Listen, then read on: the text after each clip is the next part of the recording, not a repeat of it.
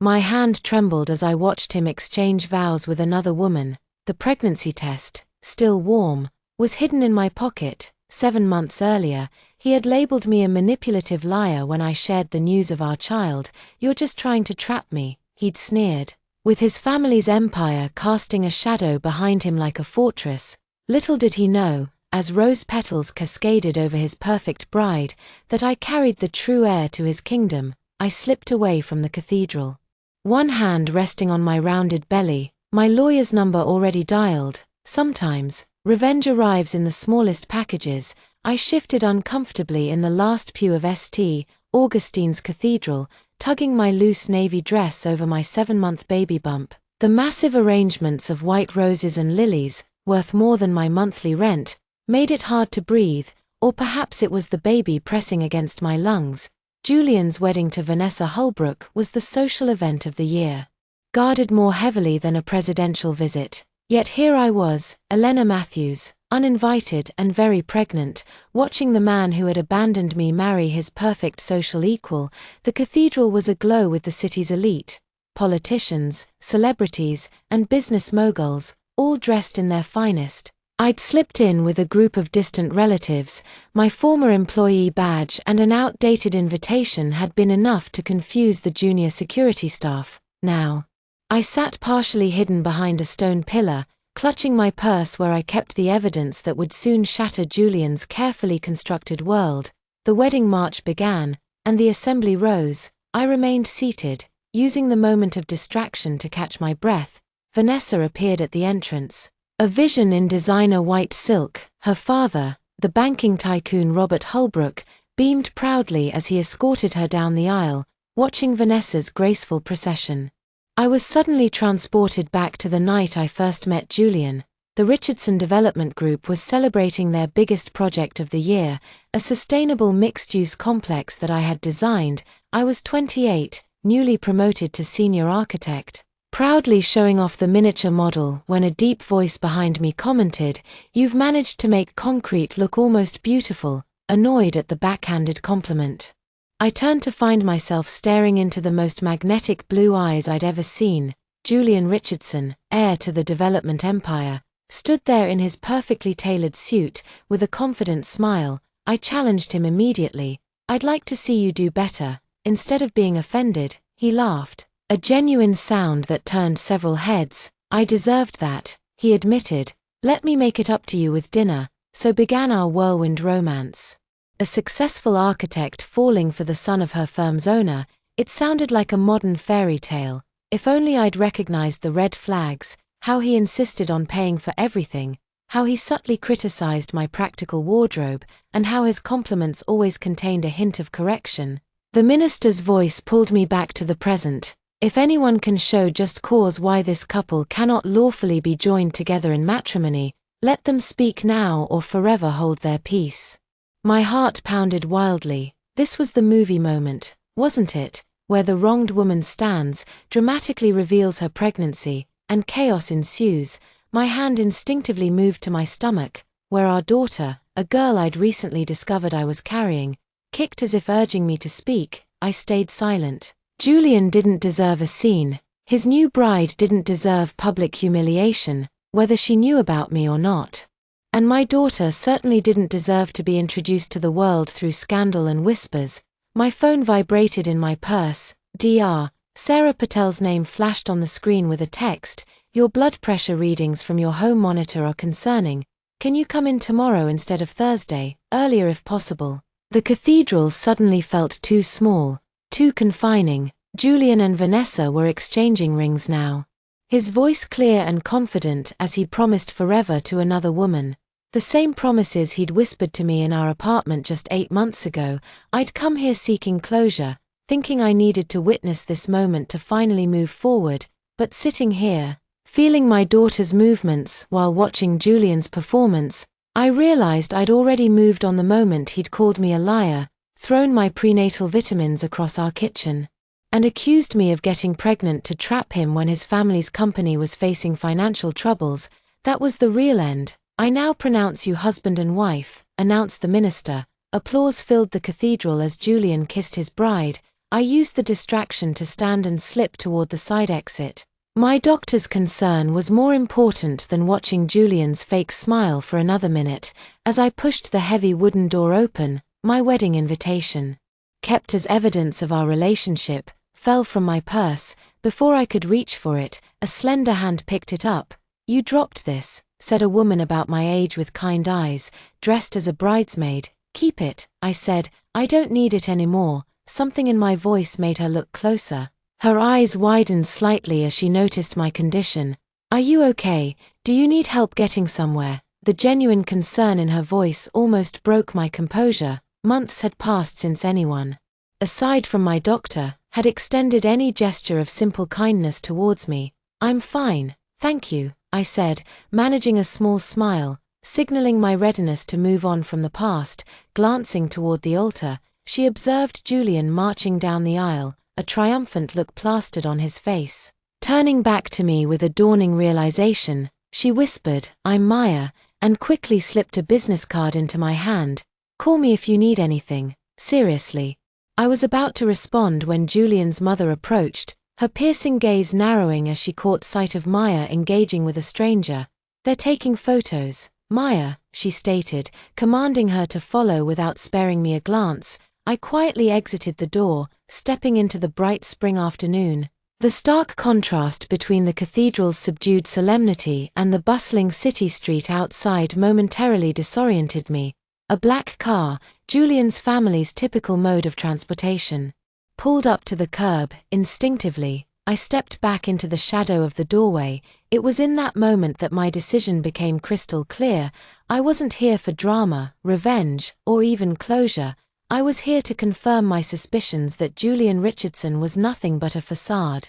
A handsome exterior concealing a coward. Disrupting his wedding wasn't necessary to claim victory. All I needed was to build a life so fulfilling that his absence would become irrelevant. I pulled out my phone and dialed my lawyer's number as I walked away from the cathedral. "From Julian, from a life I once thought I desired. Barbara, it's Elena. I'm ready to file everything." Yes, all of it, the paternity suit, the wrongful termination claim, everything. I paused at the corner, watching as Julian's wedding guests emerged onto the steps for photographs. "No, I don't need to wait any longer. I have all the evidence we need." I rubbed my belly gently, feeling my daughter kick again. It's time her father learned that some traps are of his own making. 18 months before the wedding, I stood in the center of a scale model room, making last-minute adjustments to my architectural design for the Horizon project. My fingers trembled slightly as I repositioned a tiny tree next to the miniature sustainable apartment complex. After 3 years at Richardson Development Group, this was my moment. My first solo project as lead architect on a major development. "MS. Matthews, they're ready for you in the presentation room," my assistant Zach whispered, his expression a mix of excitement and nervousness that surely mirrored my own. I straightened my charcoal pencil skirt, checked my blouse for any stray pencil marks, and took a deep breath. The model looked perfect, innovative yet practical, aesthetically pleasing and cost-effective. This design had the potential to change lives. Affordable housing with integrated green spaces, community centers, and natural light in every unit. Convincing the board to prioritize these features hadn't been easy, but the numbers were persuasive. The presentation exceeded my expectations. By the time I finished, even Harold Richardson, the founder of the company and a notorious penny pincher, was nodding in approval. When the board unanimously approved the project, the CEO herself shook my hand, saying, "Elena, you've just put Richardson Development on the map for sustainable architecture." The celebration that evening at the Loft, the city's trendiest rooftop bar, was exhilarating. Colleagues I had barely spoken to before were now eager for my attention. My best friend Isla kept bringing me champagne, proclaiming to everyone, "My friend just revolutionized affordable housing." Her exaggeration made me laugh, but the pride in her eyes was unmistakable. "Your friend is being too modest," a deep voice commented from behind me. Turning around, I was surprised to find someone at the cocktail party discussing the technical details of my design. The man was tall, with dark hair that seemed professionally tousled and strikingly blue eyes. His tailored suit exuded wealth, but his smile was genuinely warm. I didn't think Richardson executives paid much attention to those details, I remarked, taking a sip of champagne to mask my surprise. They probably don't, he admitted with a wink, but I'm trying to change that, extending his hand. He introduced himself, Julian Richardson. The champagne suddenly felt stronger. Everyone knew the founder's son had recently returned from Europe to join the family business, but I had never met him in person. Elena Matthews, I replied, shaking his hand, and I know who you are. Yet you're not falling all over yourself to impress me. Refreshing, he said with a grin that made his polished appearance seem more approachable. So, he asked about what had inspired the rooftop gardens. They're not exactly cost-effective on paper. What started as mere shop talk evolved into hours of conversation. Julian was knowledgeable and passionate about sustainable design, and unexpectedly humorous. He recounted a failed attempt to grow tomatoes on his apartment balcony. They had ended up looking like sad, red golf balls. I laughed so hard I nearly spilled my drink. By midnight, we were the last ones at the bar. Sitting close as he showed me photos of innovative architecture from Copenhagen. When he asked for my number, it felt like the natural conclusion to an enlightening evening. Our first date was dinner at an underground restaurant where the chef greeted Julian by name, and our second was a surprise visit to a local art gallery. He led me to a community garden project nestled in a once-forgotten neighborhood. I thought you might appreciate seeing the tangible impact of green spaces, he explained. His voice filled with enthusiasm as we strolled through vegetable plots bustling with activity. Children and elderly residents worked side by side, their laughter mingling with the rustle of leaves. By our fifth date, I found myself deeply smitten. Julian was unlike the privileged, wealthy men I had encountered before. He genuinely listened when I shared stories of my upbringing in a cramped apartment with my single mother.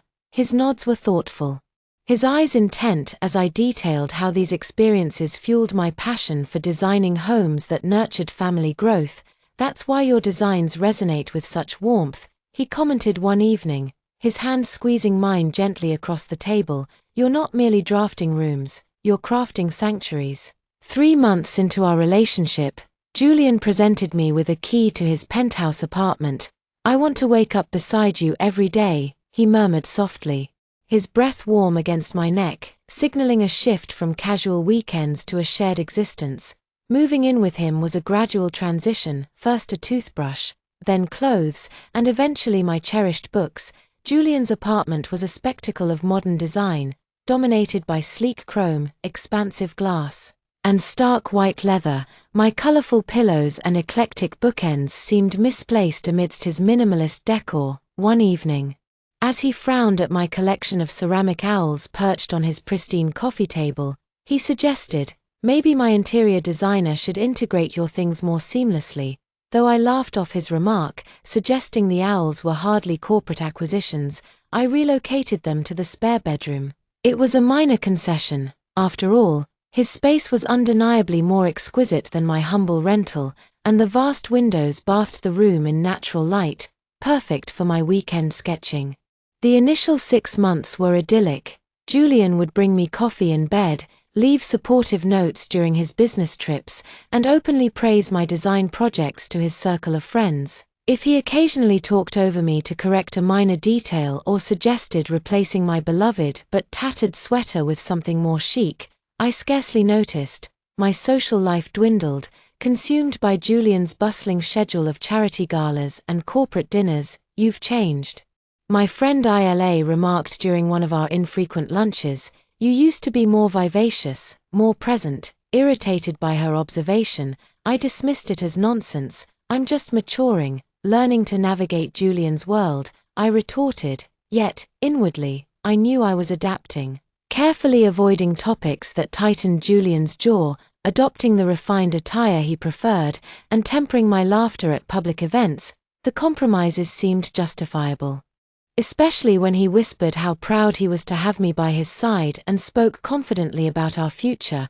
By our first anniversary, I was fully woven into Julian's life, my independent routines a distant memory. My career was flourishing thanks to his endorsements, securing me several prominent projects. Our relationship had settled into a comfortable rhythm. When he proposed during a private dinner aboard his yacht, I accepted without a moment's hesitation. However, a shadow loomed over our blissful life. Julian's family, his mother, Victoria, scrutinized me like a lab specimen at every meeting, her gaze critical. His father merely acknowledged me during brief, work-related conversations. Only his younger brother Marcus showed genuine warmth, once confiding after a few too many drinks, "You're the best thing that's ever happened to Julian. He's becoming more human because of you."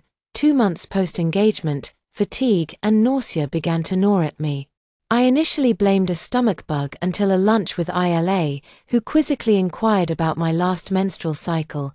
The home pregnancy test confirmed her suspicions. Overwhelmed initially, joy soon took over. Julian and I hadn't specifically discussed children, but he had mentioned his desire for a family in passing. Eager to surprise him, I bought a small silver picture frame engraved with Baby Richardson coming soon, and set it beside his favorite dinner. However, when he arrived home that evening, his mood was somber, his mind preoccupied with a faltering business deal in Beijing.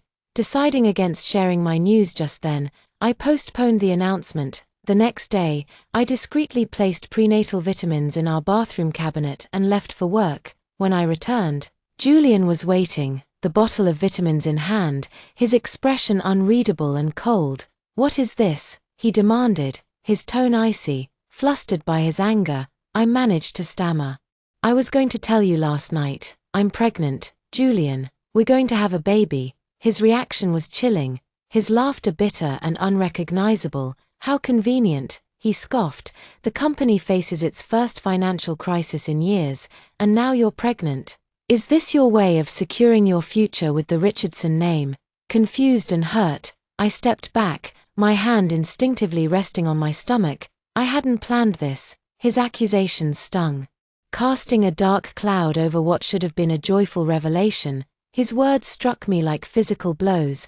This was inconceivable. Not from Julian, the man who had held me throughout the night when I lost a major project, who knew every nuance of my dreams and fears. "You think I got pregnant to trap you?"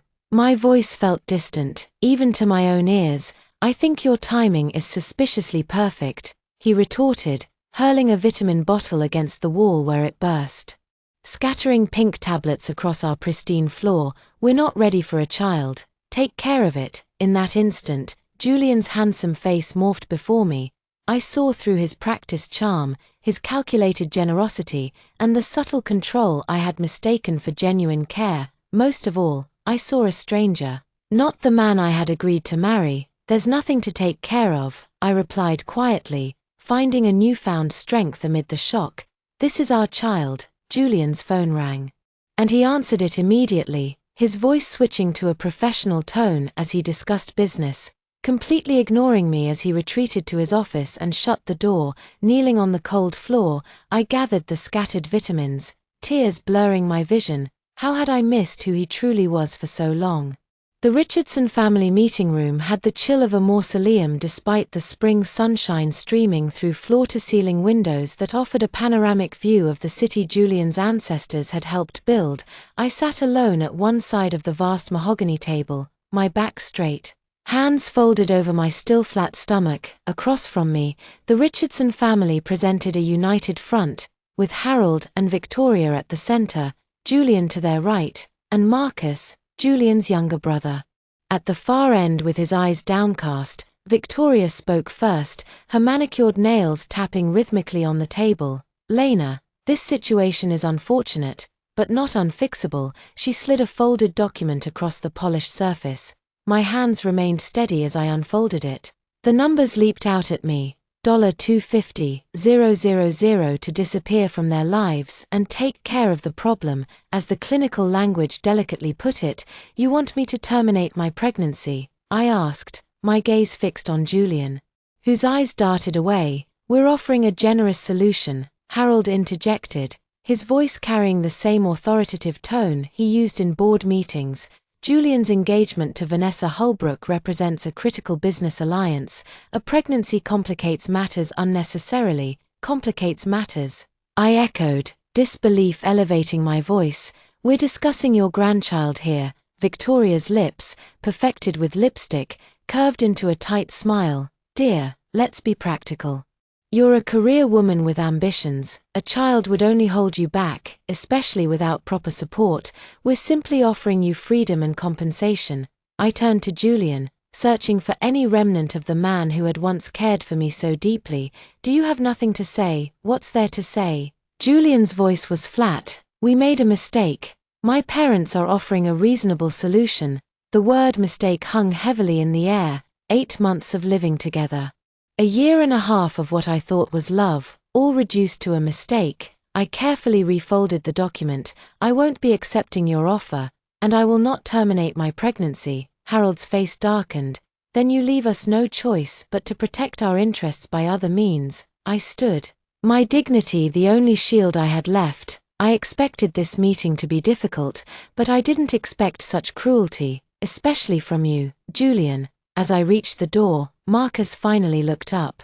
A flicker of recognition, or perhaps regret, crossing his features before he averted his gaze once more. The next morning at Richardson Development Group, I sensed trouble the moment I stepped off the elevator. Conversations halted abruptly. Colleagues who normally greeted me now busied themselves with their phones or shuffled papers. My office door was ajar, and inside, David Cooper, the HR director, was clearing my desk of personal items. "What's happening?" I asked, though I already knew. David avoided my gaze. "I'm sorry, Elena, the Beijing project has been cancelled, and we're restructuring departments. Your position has been eliminated." "Restructuring," I repeated hollowly. "And what about my other projects?" "Reassigned. You'll receive 3 months severance, of course. Just long enough to maintain the appearance of legitimacy while ensuring I couldn't afford to stay in the city once it ran out." There was no point in arguing. The decision had been made at that same mahogany table. As I left, carrying my box of belongings, Lisa Reeves, once my closest workplace ally, passed me in the hallway without a word. She glanced around furtively before whispering, "I heard they're saying, you misused client information. Nobody believes it." But nobody would challenge the Richardsons either. Message received. As I made my way home, rain poured down, soaking through my thin blazer. The doorman's face fell when he saw me approaching our building. "Miss Matthews, I'm so sorry," he began, his eyes filled with genuine distress. "Let me guess, I'm not authorized to enter anymore?" I asked. He nodded miserably. "Mr. Richardson had the locks changed this morning." He gestured towards several cardboard boxes stacked unceremoniously in the lobby's corner. 2 years of my life reduced to what could fit in 5 medium boxes. My architecture books, my clothes, my ceramic owls, one now with a broken wing. I stood dripping on the marble floor, homelessness suddenly a concrete reality rather than an abstract fear. The doorman pressed an umbrella into my hand. "Take it," he urged in a low voice. "Mrs. Abernathy in 502 asked me to give you her number if you came by. She said she might have a solution for you." Judith Abernathy, a widow in her 70s who lived down the hall from Julian's penthouse. And I had bonded over her stories of being one of the first female stockbrokers on Wall Street in the 1970s. She'd always refused Julian's offers to carry her groceries, stating, "I'm not dead yet." 2 hours later, I sat in her cluttered apartment, sipping chamomile tea in a borrowed robe that smelled of lavender. "Bastards," she pronounced after hearing my story. "Rich boys never change their spots. My second husband was cut from the same cloth. Charming until he wasn't." "I don't know what to do," I admitted, the day's events finally breaking through my shock. "I'm pregnant, jobless, and apparently homeless within a single day. You'll stay in my guest room until you sort things out," she stated with the same authority she probably once used to command boardrooms. The Richardson clan thinks their money makes them untouchable. Makes me sick. That night, curled on Judith's floral guest bed, the full weight of my situation crashed over me. My career, the one I'd built with talent and perseverance, was in tatters. My reputation was being systematically dismantled. My savings would last 3 months at best, and inside me grew a child who would need stability, care, and resources I suddenly didn't have. I allowed myself one night of complete breakdown, sobbing into a pillow that smelled of mothballs and old perfume. Before making a plan, The next morning, I called every architecture firm in the city.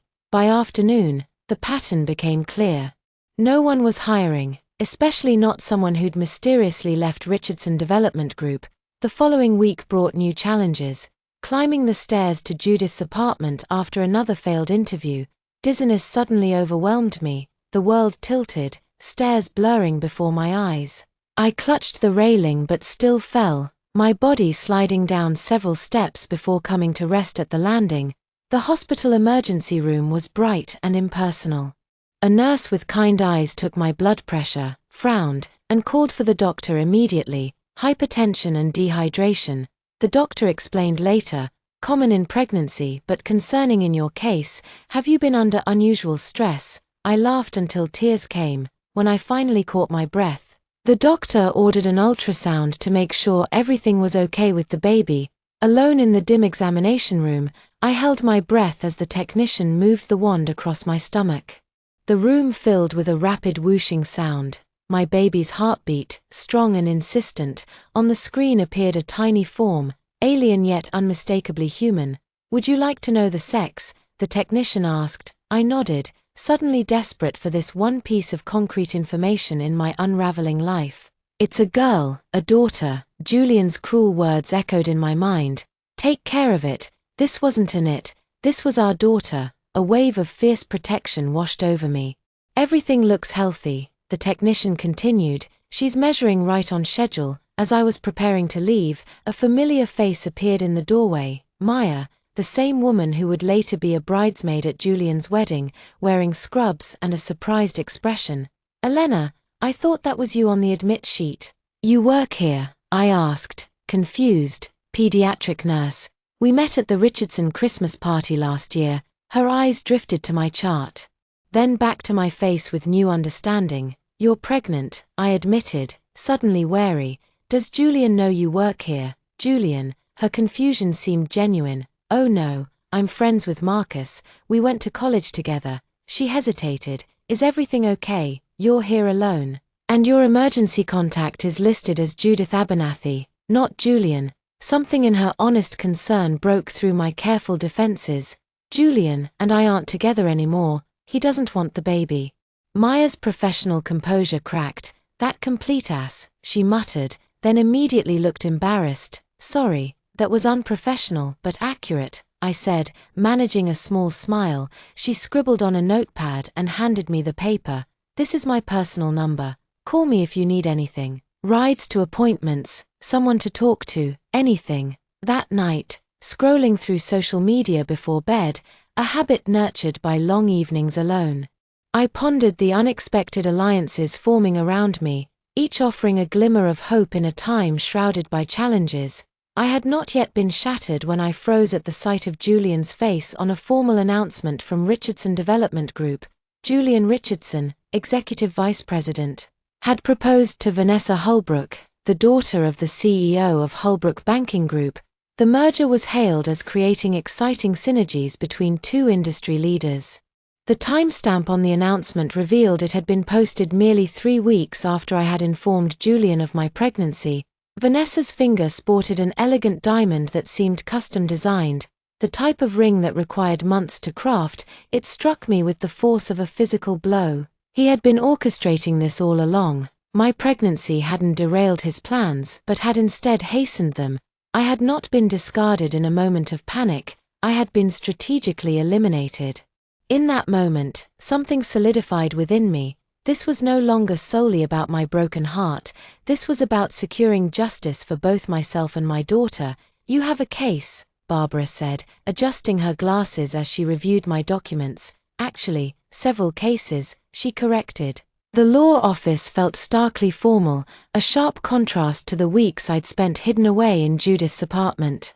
I had connected with Barbara through a university alumni network. She specialized in employment discrimination and family law, making her the perfect ally for my predicament. I've organized everything chronologically, I explained, pointing to the labeled tabs in my binder: text messages, emails, employment records, medical bills. Barbara nodded approvingly. Most clients bring me showboxes full of crumpled receipts. You've made my job easier, she commented.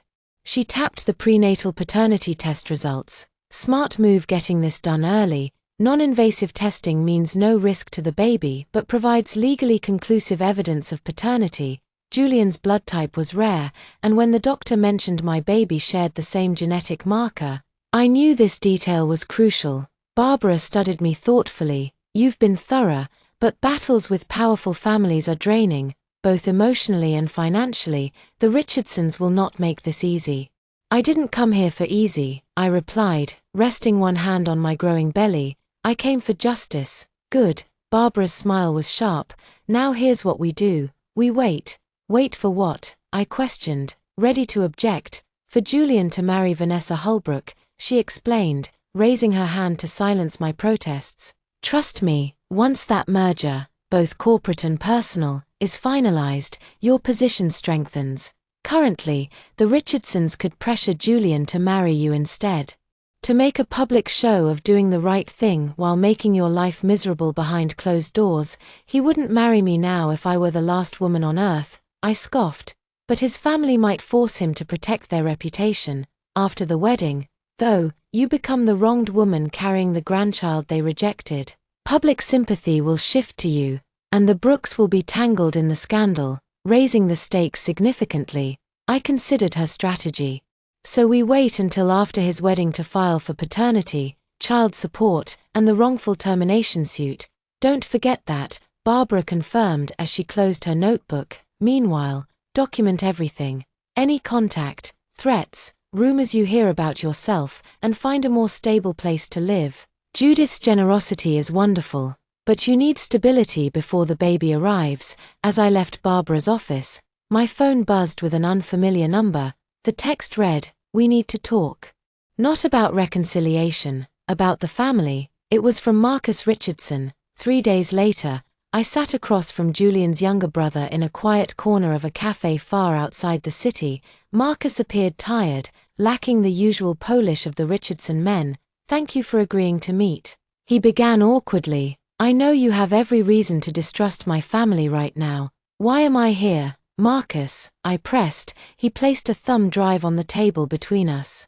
"Because you deserve to know this isn't the first time." "What do you mean?" I asked, puzzled. Marcus stared into his untouched coffee. "Did Julian ever tell you about our half-sister?" My confused expression must have been answer enough. "I thought not," he continued, pushing the drive closer. 28 years ago, my father had an affair with his assistant. She got pregnant. The Richardson family offered her money to disappear. Unlike you, she took it. I picked up the drive cautiously. "Why are you telling me this?" "Because history is repeating itself, and I'm tired of watching it happen," Marcus said, finally meeting my eyes. "These are copies of the original agreements, financial records of continued payments, and photos of my half-sister, your daughter's aunt, who lives in Seattle now and has never met her father. Does Julian know about this?" "He knows some version of it. We were raised to believe she was just a mistake our father handled." Marcus's voice turned bitter. "A mistake named Angela, who graduated from UCLA and runs a successful graphic design company." The implications were dizzying. The Richardsons had been buying silence for generations, and they would likely try the same with me, employing increasingly aggressive tactics. "There's something else you should know." Marcus hesitated. "The company is in trouble. Bigger trouble than they're admitting publicly. The Holbrook merger isn't just advantageous, it's necessary for survival." So my pregnancy threatened not just Julian's relationship but the company's financial rescue plan. I realized. Marcus nodded, the pieces falling into place with a sickening clarity. "My brother isn't just a coward, he's a desperate one. Be careful, Elena," Marcus warned as he departed. I sat alone at the table, turning the thumb drive over in my hands, contemplating the deep secrets of the Richardson family I was now privy to, for the first time. I possessed leverage. This battle was no longer solely about child support, it was about dismantling a legacy of using wealth to erase those deemed inconvenient. The following week, an unexpected opportunity arose. Judith's neighbor, Paul Winters, a retired architect, learned of my predicament and offered me freelance work redesigning his daughter's restaurant. "Nothing fancy," he clarified, unrolling the existing floor plans on Judith's dining table. But Sarah needs someone who can balance functionality with ambience. Your portfolio is quite impressive. Although the project was modest, it paid in cash, precisely what I needed. I dedicated myself wholeheartedly to the task, crafting a space that balanced efficiency with aesthetic appeal, even on a tight budget. When Sarah expressed her admiration for my designs, she recommended me to her friends who were launching a community arts center in a historically underserved area. By my 5th month of pregnancy, I had carved out a modest but burgeoning freelance business. The work kept my mind sharp during the day, though nights were a challenge as sleep evaded me. My daughter, lively even at 3:00 a.m., seemed to kick as if to remind me of all that was at stake. During one such sleepless night, I found myself sketching a new concept, housing specifically tailored for single parents. The designs featured soundproofed bedrooms for resting babies, communal areas for shared childcare, and integrated play spaces within view of the kitchen windows. The more I sketched, the more invigorated I felt. The next morning, fueled by coffee and a burst of inspiration, I consulted Maya, who had become a steadfast ally. "I need your nurse's perspective," I explained, laying out my sketches on her kitchen table. Would these layouts actually work for parents with young children? Maya reviewed the designs thoughtfully, suggesting practical enhancements like wider doorways for strollers and built-in safety features. Her enthusiasm bolstered my own, and for the first time in months, I felt a resurgence of the architect I was before Julian. Creative, purposeful, alive. "You should submit this to the Harlow Foundation's Urban Innovation Grant," Maya suggested. "Their deadline is next month, and this is precisely the type of project they support." I laughed off the suggestion initially. A pregnant, unemployed architect with no firm backing her isn't exactly their typical applicant. But Maya insisted, "That's exactly why you should apply. Your unique perspective is what makes this design special." Encouraged by Maya's words, I focused on the grant application, which provided structure to my days amid freelance projects, doctor's appointments, and legal consultations. I refined my vision for what I termed nest housing, a concept that acknowledged the distinct challenges faced by single parents. On the day I submitted the application, Judith handed me a cream-colored envelope delivered to her apartment. "It's thick and looks official," she noted suspiciously. Inside was an invitation to Julian and Vanessa's wedding, addressed to Ms. Elena Matthews from Richardson Development Group. They hadn't updated their employee records. A handwritten note from Victoria Richardson accompanied the invitation. "Elena, Julian insists we maintain professional courtesies despite personal differences.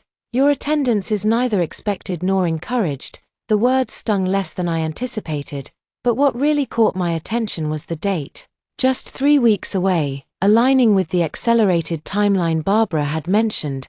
That evening, I called my lawyer.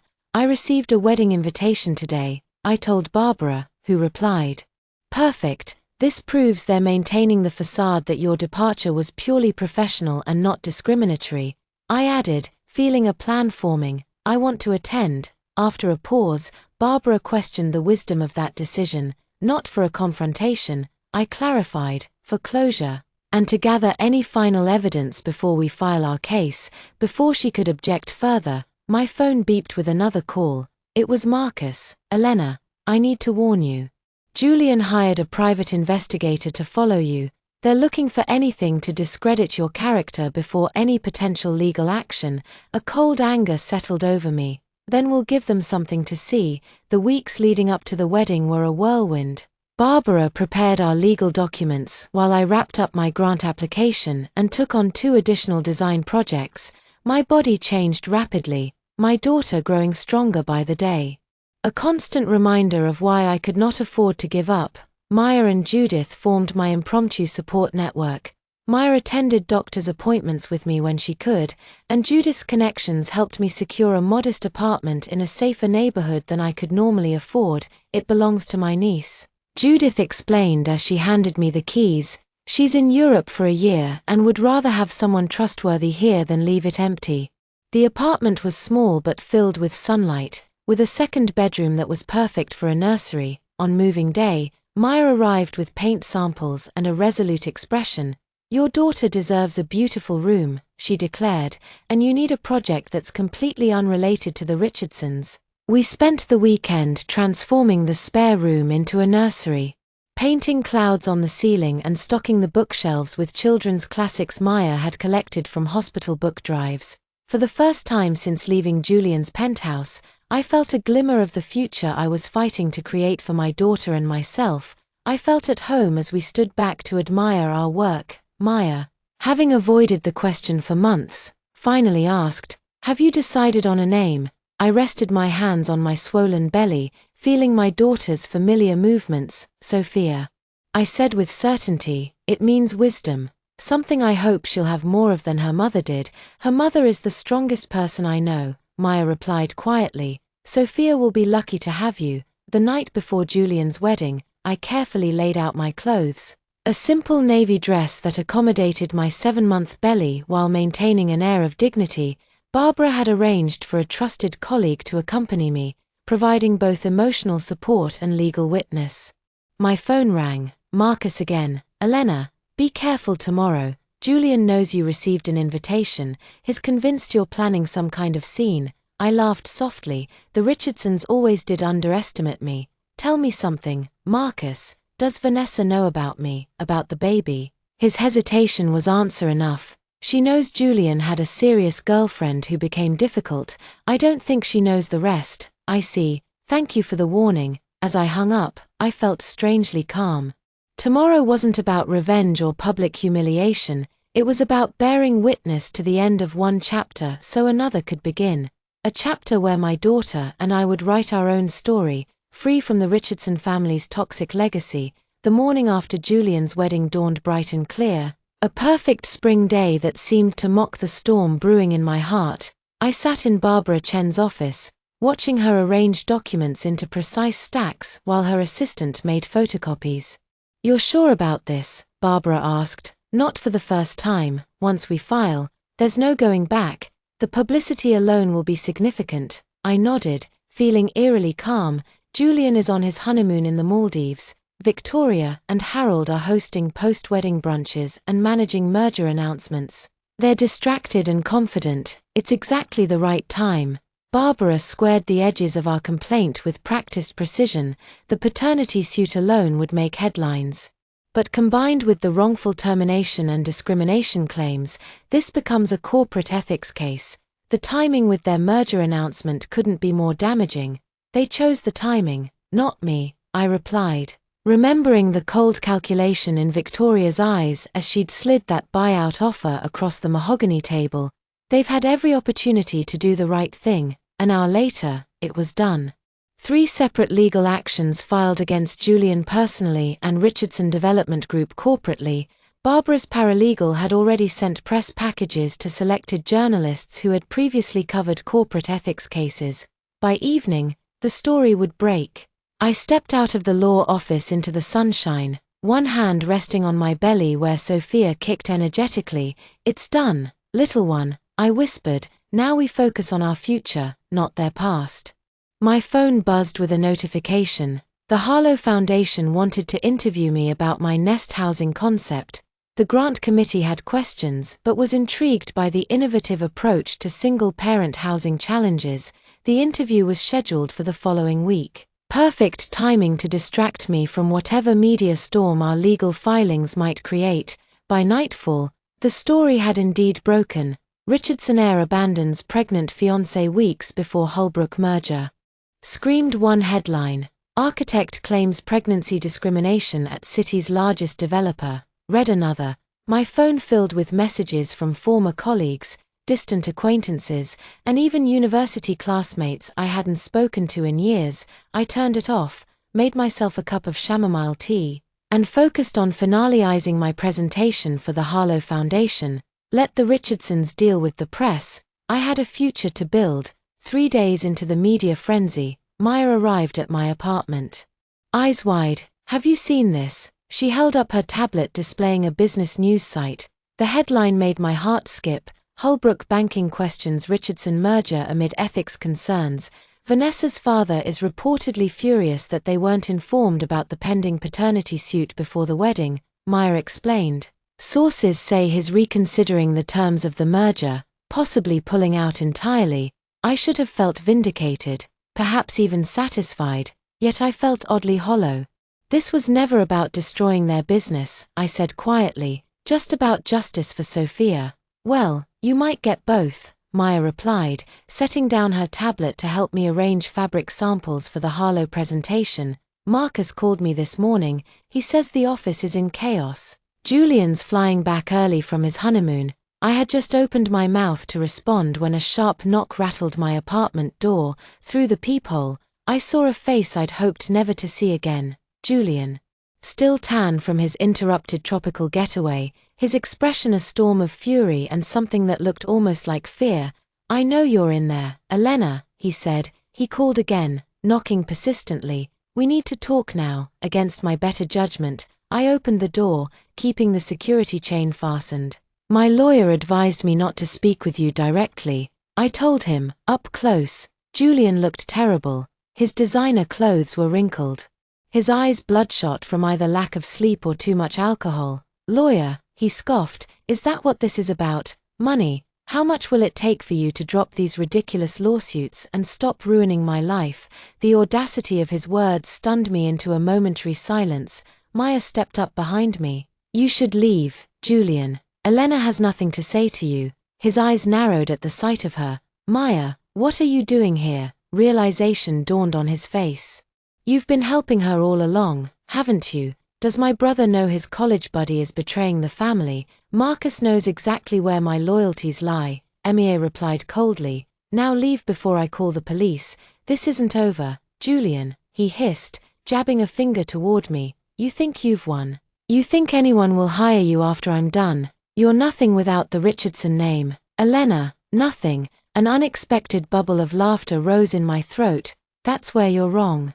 Julian, I was something long before I met you, and I'll be something long after. You're just an unfortunate chapter in my life." As I started to close the door, I added, "Oh, and by the way, your daughter's name is Sophia. Not that you asked."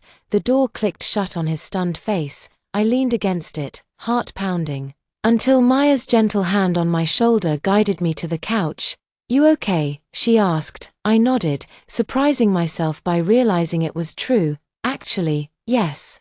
For the first time in months, I think I really am." The Harlow Foundation interview the following week went better than I dared hope. The committee was particularly interested in the psychological research I'd incorporated into the design, how spatial arrangements could foster community while respecting privacy, how thoughtful architecture could ease the logistical challenges of single parenthood. Ms. Matthews, the committee chair, said as our time concluded, "Your personal experience clearly informs this design in powerful ways. We'd like to invite you to the final selection round, which includes a public presentation next month."